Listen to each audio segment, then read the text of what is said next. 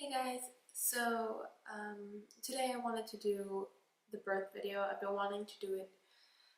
Well, my son is 3 months already, going to 4, so obviously I've been wanting to do it for a while, but it's been hard adjusting. We don't have a lot of family members here, but we only have Sebastian's sister, so it's hard to find someone who could help. My mom has come up and helped me sometimes, but obviously she has to be back home, which is 4 hours away. And Sebastian is working, so I don't have a lot of help. It's hard sometimes to find time for myself, and the times I do find time for myself, I use it to nap. But anyway, because my most viewed video here on YouTube is the adenomyosis one, I figured that this video would be a little helpful for moms who have gotten pregnant as well and have adenomyosis. Granted, what happened to me obviously is not going to happen to everyone. My story is not that bad, and it was just very, not scary, but a lot happened. And a lot happened to my body, a lot of, not stress, oh my god. It's 3 in the morning, I don't know if you can tell. Oh, it's almost 4. My baby just fell asleep probably 2 hours ago.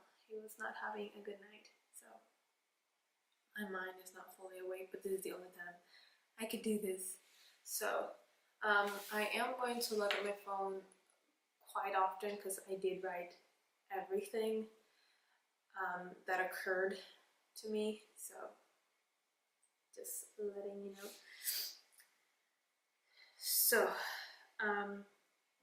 So throughout my pregnancy, I had high blood pressure quite often. Normally my blood pressure is like 117 over 79, 80, 118, around 118 over 80, 119 over 80, that's it. That's normally what it is. It's never been higher than that. And then throughout my pregnancy was around 120. Throughout the first like 6 months it was perfect. And near the end it started going to 128 over 80. It got up to, the highest it was 150 over like 82. And obviously that freaked me out.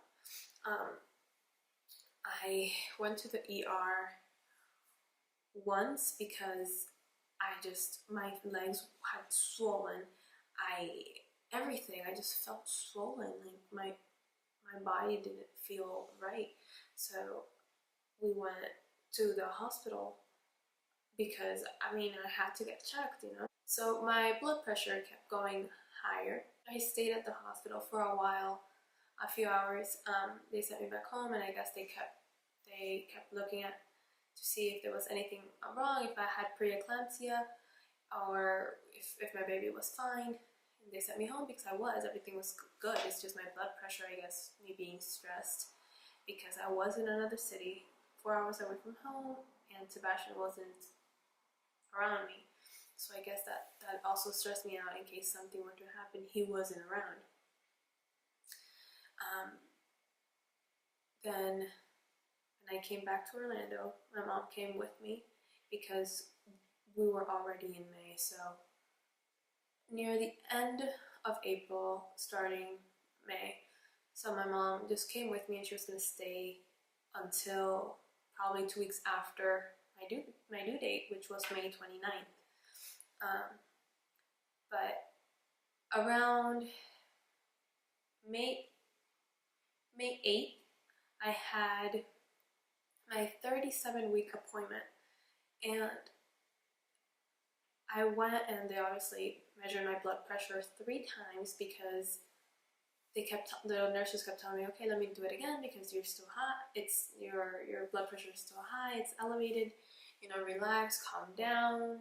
They would leave me in the room even for like 20 or 30 minutes so I could calm down, but I guess I wouldn't. So my doctor, what she did was she said that I have to, they're going to try to induce me, not try, they are going to induce me. They were going to induce me May 10th, and that I had to have my baby because my blood pressure was so high that my baby was fine, he was good, everything was fine, but they were scared that the high blood pressure was going to do something anyway. So I needed to be induced 2 days after, which was a Thursday. So May 10th, I went to the hospital. I got there at 6.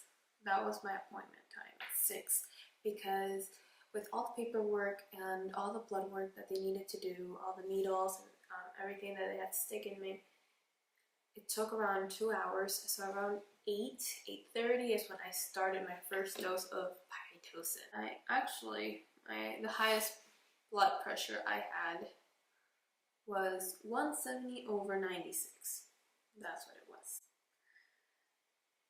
My legs and my foot, not my foot, both my feet, but mostly my right one, had swollen up to the point that if you touched them, my fingers sank, kind of thing. It was just full of water. I went to the ER and I got tested for preeclampsia and came back clean. I went to my regular doctor appointment and got her again, and then she tested me for another preeclampsia blood test and the urine protein test, which tested back negative.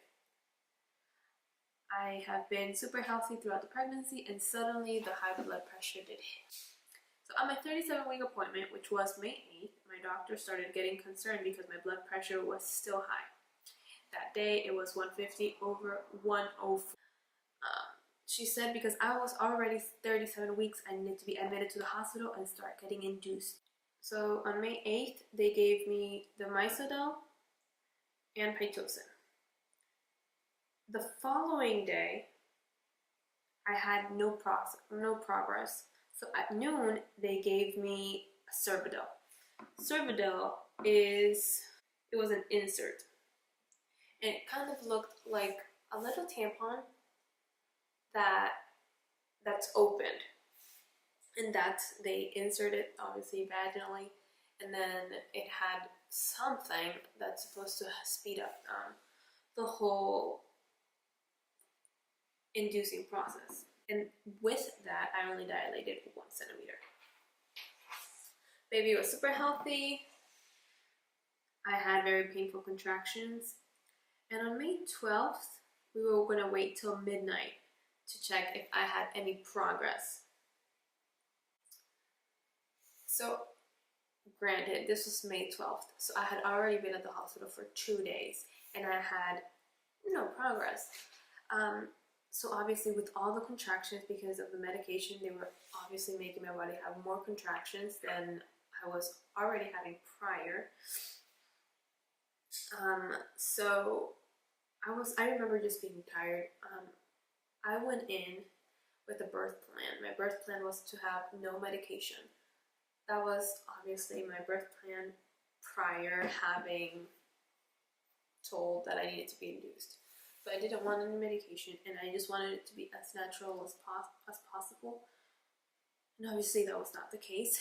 I wanted to have a baby natural with no drugs and push, obviously. But I was able to push, but it got to the point that my body was just so exhausted that I was borderline asking, can I just have a C-section? I just need this baby out because I feel uncomfortable. My body's just tired.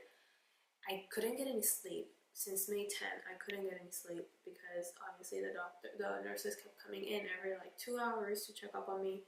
Not even. They kept checking up on me almost every hour or less to check on my blood pressure, to just make sure I was okay, to see the contractions, although they had a monitor with my information, but they still were checking up on me, so I couldn't sleep. I'm a light sleeper, so it didn't work out. My doctor kept telling me on May 12th that there was a 50-50 chance of a C-section. And only if by midnight I have no change, and when they reintroduced Pitocin into my body, I would and if I didn't have any change after that, after the 6-8, after that, I had to wait 6 to 8 hours. And if yet I still had no other progress, then a C-section had to be considered. So they stopped putting Pitocin into my body because I was basically full of Pitocin. So they had to remove it because it was giving me too much contractions, yet my body was not progressing. It wasn't doing anything. I was still 1 centimeter dilated after 2 days of being basically on Pitocin. So obviously mentally and physically I was drained. I was very pained. I did have a mental breakdown at the hospital. So Sebastian had called my parents and told them to bring my service dog, which you've probably seen in my previous videos. Molly is a service dog. So they brought Molly, and I'll probably insert a picture of me in the hospital with Molly. Obviously, as a first-time mom, I kind of hoped for a better ending because my pregnancy throughout the whole time was beautiful. The only pain I had was on my back, and because of a pinched nerve. But other than that, I thought it was beautiful. I felt wonderful. I didn't crave too many unhealthy things. It was nice. My hair was beautiful. Now it's all flat and it falls out. But I thought I didn't even break out that much. Yes, I had like pimples every now and then, but that was when I would eat donuts like 2 days in a row.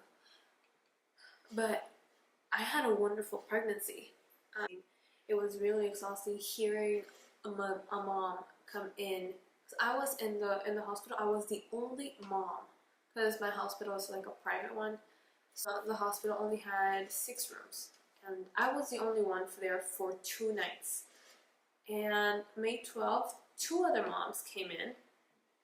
They came in, and basically the following day they left while I was still being pumped on medication.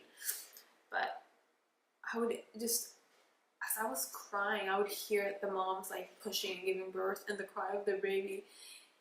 And there I was, you know, day 2nd, almost day 3rd, and my baby was not coming out anytime soon. My gynecologist, the OBGYN that I saw throughout my whole pregnancy, she wasn't going to be my delivery doctor.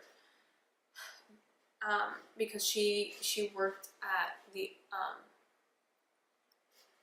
clinics, but she wasn't one of the hospital doctors, so she wasn't going to be there. There were other doctors that were going to be there, like 6 of them, and out of the 6, I saw 3 of them. The first one was a female, the other 2 were males. At this point, I feel more comfortable with female doctors, but at this point, I just wanted my baby out, so I didn't care. I was just uncomfortable. The first doctor, I guess she saw me and how much pain I was in and everything, and she's like, I'm gonna take it slow, I'm not gonna give you high dosage of anything, you know, just we'll let your body do its thing. So I obviously wasn't spiked up with drugs. She took it very, very slow.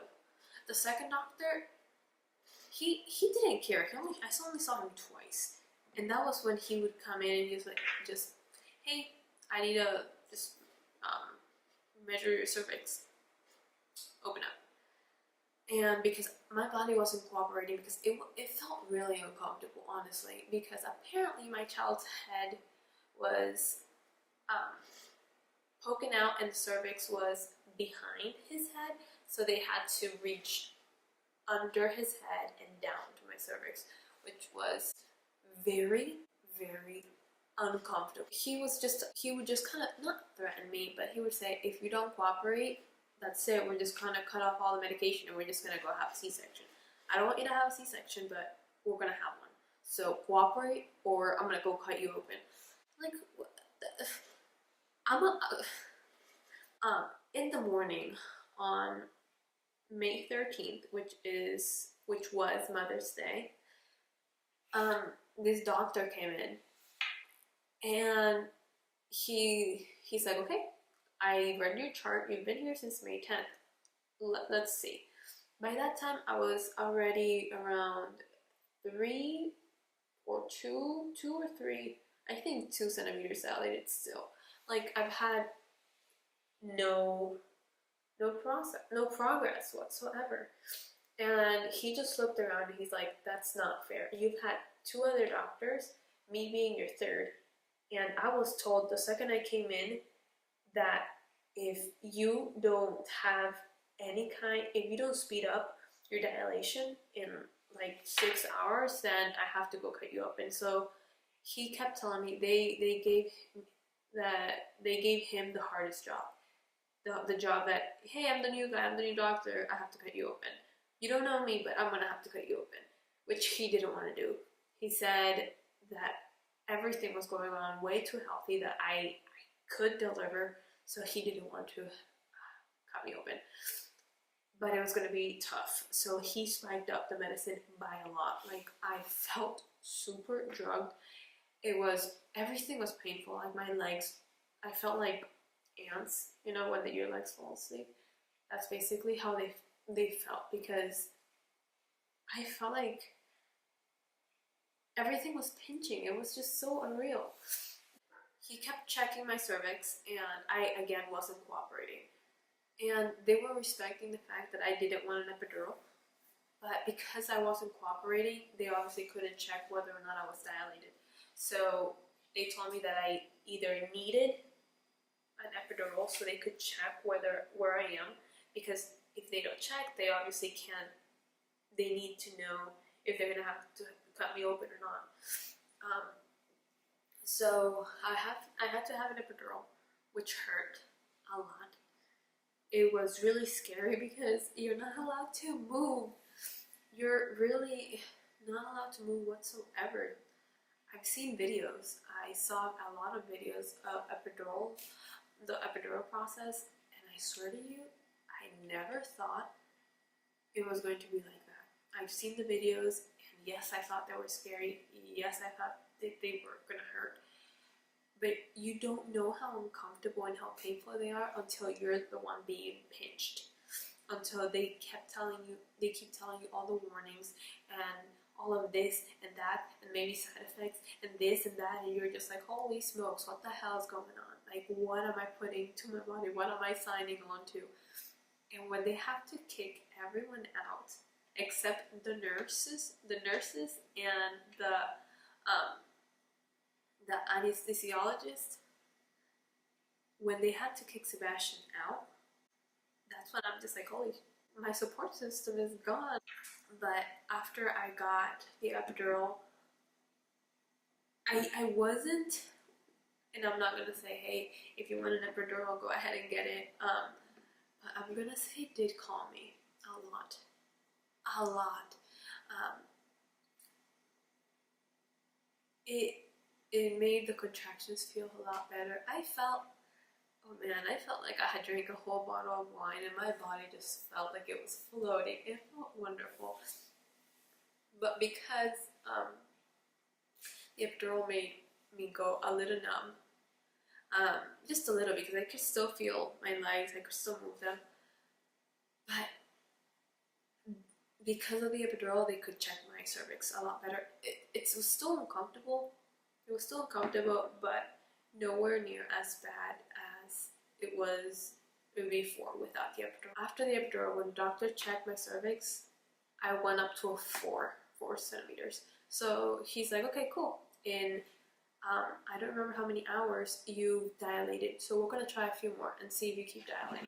And then after like 2 hours, I think, I was at 6 centimeters. So obviously I was speeding up a lot. By 10:30, I was 9 centimeters. 10:30 at night, I was 9 centimeters. 11:15, I was 10. So the doctor was like, okay, cool. You're gonna practice some pushing, and you're gonna see a baby. So it was Mother's Day, guys, and I was technically a mom because obviously I was a house for a baby for 9 months. Maybe not 9 months exactly, but 37 weeks and 6 days. Almost 38 weeks. The nurse had me practice some pushing. Let me tell you, that was uncomfortable because once they told me, hey, you're 10 centimeters dilated, I had to stop. I couldn't pump any more of the epidural. I couldn't. And hell, I wanted to because the contractions were harder. The pain on my pelvis was horrible. And oh my god, it was just painful all over. But the dosage for my epidural was very low. So when I had to stop pumping it, my legs, I regained like feeling in probably like 30 minutes. So the contractions were hard as hell. I didn't want anyone to touch me or like put a hand on me because everything hurt. I just wanted him to, like, I just wanted to push my belly out and have him out, but I couldn't. I did some practice pushings from basically 11:30 to 11:40, and I kept the clock is right in front of me, so I kept looking at the clock thinking, okay, I have to deliver this baby tonight. I have to deliver him in like 20 minutes because I want him to be here on Mother's Day. He's the biggest gift I could ever get, and I just wanted him. So from 11:40 basically, the doctor came in and he the whole birthing thing, I don't know if I can go into detail considering it's YouTube and it's public. I don't think so, but it was uncomfortable having someone all up in there opening and telling you to push and opening, and you know, in like movies you are allowed to hold someone's hand and push and you're like no, hell no. That's what I wanted. I had Sebastian there for a reason because I wanted to hold his hand, but no, you have to hold your own legs. So I had to hold behind my knees and just bring that towards me and push. And Sebastian and the nurse were holding my legs, and my mom was just kind of like giving me eyes every now and then, cooling my forehead, and she was supposed to help me count, but she was so emotional that she was like 1, 2, cry. So because I had to push for a length of 10 seconds. I was paying attention to the contractions and trying to listen to the doctor, but honestly, at that moment, you don't want to have anyone tell you, okay, relax, push. No. You just want to keep pushing. You just want to get the baby out of there because it feels like you're going to crap yourself. So honestly, imagine you're taking the biggest dump of your life, and I'm sorry for the words that I'm using, but honestly, imagine taking the biggest crap of your life and having that crap go up every time you stop to breathe, and then you have to basically start all over again. And Sebastian was just like, no, I see his head. And my mom was over here, yes, I see his head. And the doctor and the nurse says, oh my god, he has so much hair. And I'm over here like thinking, what? I don't feel anything because I guess my hooch felt like it was on fire because it was hurting. But I didn't, like, I expected to feel like, you know, like a thing there. To the point that the doctor was like, here, give me your hand. I'll help you. Like, you touch him. You'll see how far you're at. And I felt him and I started crying because 1, I felt him, and 2, I felt him so far in that I started crying, saying, no, that's it. I can't do this. We've been pushing for more than an hour and he's still not here. I can't do this. I just remember just sitting there crying, and I'm like, I need a C-section. I can't do this. I can't push anymore. He's not coming out. Thankfully, my nurse and the whole team that was there was so nice, and they were so supportive. They kept telling me, come on, Claudia, you've been here for 4 days. You're so strong. You got this. Sebastian kept telling me that, my mom. And I kept thinking of my dad being in the living room. I originally wanted my dad in the room with me, but because it's so hectic and my dad freaks out when he can't help. When he can't help me, he freaks out. So I just imagine my dad just being there, waiting. And I was just like, I need to meet this baby now. Oh my god, I'm so sorry. So about 2.5, almost 3 hours of pushing, I had a baby. My baby, when he came out, he didn't cry, so I immediately thought, well, what's going on is it's my fault. It's my fault. He's not good because I took almost 3 hours to have him here. He came out at 2 on the dot. Very punctual kid. So 2 on the dot, I had him, and he didn't cry. They put him on my chest, and honestly, the cleanest baby I've ever seen. He didn't have any blood, and he wasn't coated in vernix. He came out so clean. Granted, he came out like a little grayish, but all babies do. So when they put him on me, I'm like, what did y'all clean him? And he was just like looking at me with his hand and just going like this, like very, very softly, just moving his hands on my chest, just looking at me. And I'm over here like touching him, but at the same time paying attention to the doctors and the environment, because the doctor kept saying, after he handed him over, Sebastian cut the cord, which I'm sure was very memorable. But the doctor said, okay, I don't remember exactly what he needed, obviously, but I remember him saying that I had a 2-degree tear and that he needed to stitch it up. So I'm over here thinking, holding on to my baby, trying to enjoy that moment. However, I saw the doctor and a bunch of nurses rushing to bring like equipment, and him saying words that I somewhat understood, that he basically needed to stitch me up. And I'm over here like, what the hell is going on? Like, I wish I didn't pay attention to the doctor at that moment, because I should have paid attention to my baby completely. But I was tired. It was 2 a.m. and it was the 4th day now, and I had no sleep. I had my baby.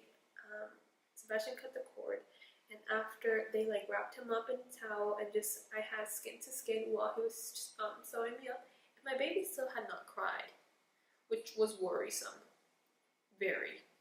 But we ended up finding out that he was just a calm baby, that everything was perfect. He was just calm for those 30 to an hour minutes. Yeah, and yeah. After that, he kept crying, like a normal baby would, you know. But I guess that first moment of him meeting me was probably like, what the hell am I doing here? I'm not supposed to be here till, 2 more weeks. Eric was born May 14th at 2 a.m. on the dot, weighing 6 pounds and 14 ounces. He was 19 inches and 25 centimeters long. He was born at 37 weeks and 6 days. I was basically 78 hours in quote-unquote labor. If you can count all the hours I was there at the hospital trying to get induced. So about 80 hours. My birth was hectic in the sense that it shouldn't have happened so early. I still think I could have made it to 40 weeks, maybe 41 weeks, if my blood pressure wasn't so high. It was very stressful, but I got a beautiful, beautiful baby out of it. It definitely was life-changing. the whole afterbirth part was hard. But yet the body never ceases to amaze. But it taught me a lot of how much I can handle, how much pain I can handle, how much love my family is capable of giving me. I'm sure not only it was because of me, it was because I was giving them all their first grandson, their first nephew. I was the first son. But it's amazing. I had so much support, and after you're told, hey, you can't have a baby, and you go through that, thinking back, I would do that all over again. I would go back to the hospital and spend 4, 5, maybe 6 days if needed just to have another baby, because honestly, my body was able to create a life. I was able to home a baby, a healthy baby. The thought that my body homed and nurtured a baby after I was told by several doctors, no, you can't, sorry. It's amazing, honestly. Obviously at that moment I wasn't thinking of that. I was just thinking of the pain and why am I the one that has to go through 4 days of pain. But I would do it again in a heart. Oh my god, it's so worth it. Crazy, yes. Painful, hell yes. But I would do it all over again. All over. Yeah, that's basically my story. I had very stressful birth. I'm sure other women have had it worse than I have, because I've met a few. I am friends with a few. Thank you guys for watching. I have a few other videos coming up. I'm trying to make another video explaining how I'm currently feeling with the whole adenomyosis and how I felt with the diagnosis throughout my pregnancy. And I'm trying to make another video where it explains what they don't tell you about after birth, because let me tell you, there are so many things I wasn't ready because no one told me. But again, thank you so much for watching, and if you have any questions, either leave a comment or email me. My email will be down below. Thank you guys for watching. Have a good night. Bye.